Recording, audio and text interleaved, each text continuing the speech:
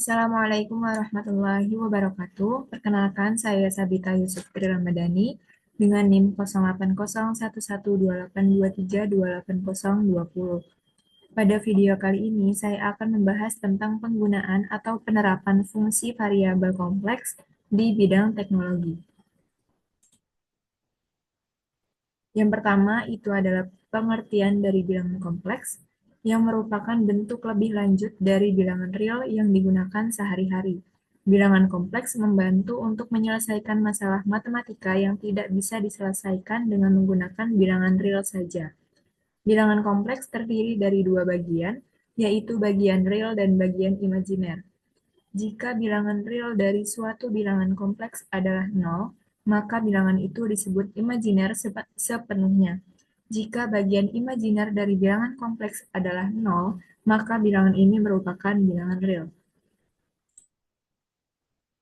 Bentuk dari bilangan kompleks adalah dapat bisa dapat dituliskan dalam notasi seperti ini. Z sama dengan X plus IY. Salah satu keunikan dari bilangan kompleks adalah adanya konstanta I, yang merupakan konstanta yang unik karena nilai I pangkat 2 sama dengan min 1. Hal ini tidak pernah ditemui dalam konsep bilangan real. Selanjutnya, pengertian dari sinyal. Dalam elektronika, sinyal adalah gelombang yang digunakan untuk mengirim informasi dari satu tempat menuju tempat lain. Salah satu bentuk sinyal adalah listrik, baik listrik DC maupun listrik AC. Semua sinyal memiliki frekuensi dan panjang gelombang tertentu. Panjang gelombang berbanding terbalik dengan frekuensi. Pada sinyal, data dimasukkan dalam bentuk aliran atau gelombang melalui proses modulasi. Proses ini dapat dilakukan dengan dua cara, yaitu secara analog dan secara digital. Selanjutnya, penggunaan bilangan kompleks dalam pemrosesan sinyal.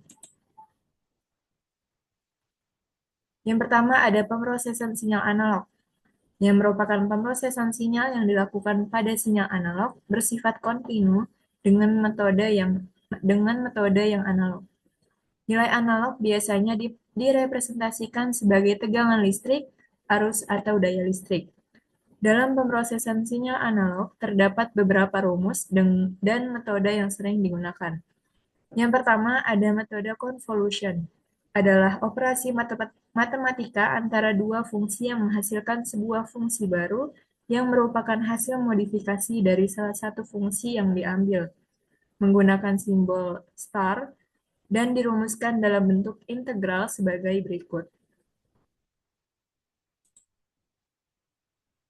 Yang kedua ada metode transformasi Fourier. Fourier mengubah sebuah fungsi dalam domain waktu menjadi sebuah domain frekuensi. Syarat agar pada fungsi dapat dilakukan transformasi Fourier adalah integral dari min tak hingga sampai tak hingga dengan nilai mutlak xt-nya, nilai integral min tak hingga sampai tak hingga xt kurang dari tak hingga. Rumus transformasi Fourier disebutkan sebagai berikut, dan rumus inverse dari transformasi Fourier adalah sebagai berikut.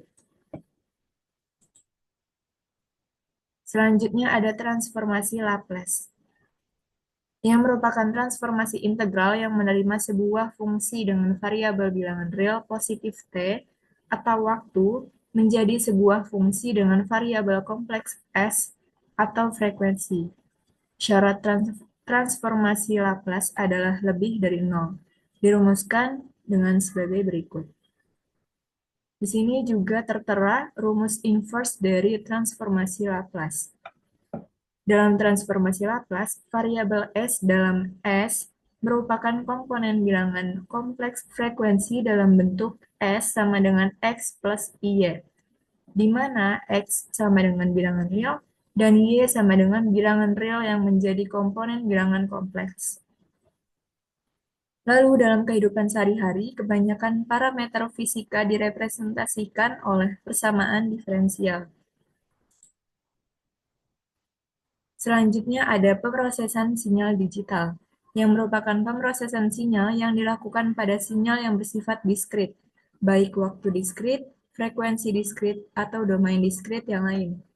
Bentuk aplikasi pemrosesan sinyal digital adalah pemrosesan sinyal audio, sinyal radar, gambar digital, dan masih banyak lagi. Dalam pemrosesan digital, pada umumnya peneliti mempelajari pemrosesan sinyal dalam domain tertentu. Domain-domain tersebut adalah yang pertama ada domain ruang dan waktu.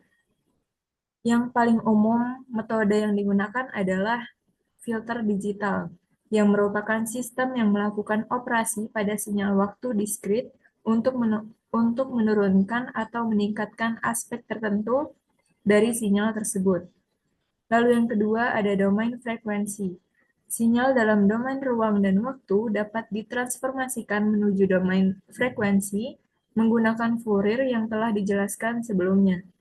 Bedanya, untuk sinyal diskrit menggunakan transformasi Fourier diskrit.